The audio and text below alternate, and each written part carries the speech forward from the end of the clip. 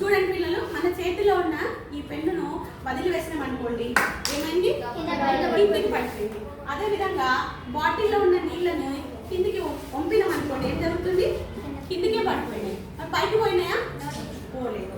పోనీ గాలిలో తేలుతున్నాయా మన వాటర్? లేదంటే మన పెన్ను ఏమన్నా తేలుతుందా? కాబట్టి దీనికి అందరికీ కారణం ఏంటంటే భూమి మీద గురుత్వాకర్షణ శక్తి ఉంది. అందువల్లనే అవి మనం దేన్ని వదిలేసినా కూడా అవి ఏమవుతున్నాయి? తిరిగి భూమి మీదకే పడిపోతుంది. కానీ అంతరిక్షంలో ఆ విధంగా ఉండదు. అంతరిక్షంలో గురుత్వాకర్షణ శక్తి అనేది ఉండదు కాబట్టి అక్కడికి వెళ్ళిన వ్యోమగాములు తేలుతూ ఉంటారు అనమాట. అండ్ వాళ్ళ వెంట్రుకలు కూడా పైకి నిక్కబడుచుకొని ఉంటాయి. మా జడలు చూడండి కిందికే ఉన్నాయి కదా, చూడండి పాప జడలు కిందికే ఉన్నాయి, ఆ రిషి గారి వెంట్రుకలు కూడా కిందికి ఉన్నాయి కదా. కానీ ఇక్కడ మనము చూద్దాం, చూడండి ఇక్కడ సునీతా విలియమ్స్ గారిని చూడండి, ఆవిడ వెంట్రుకలు చూడండి పైకే ఉన్నాయా లేదా? పైకి ఉన్నాయి.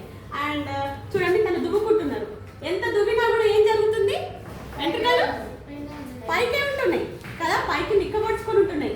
కారణం ఏంటి అని అంటే అక్కడ గురుత్వాకర్షణ శక్తి చాలా మైన్యూట్గా, అసలు అంటే నెగ్లిజబుల్గా ఉంది అనమాట, అసలు లేదు. అందువల్లనే ఆ విధంగా జరుగుతుంది.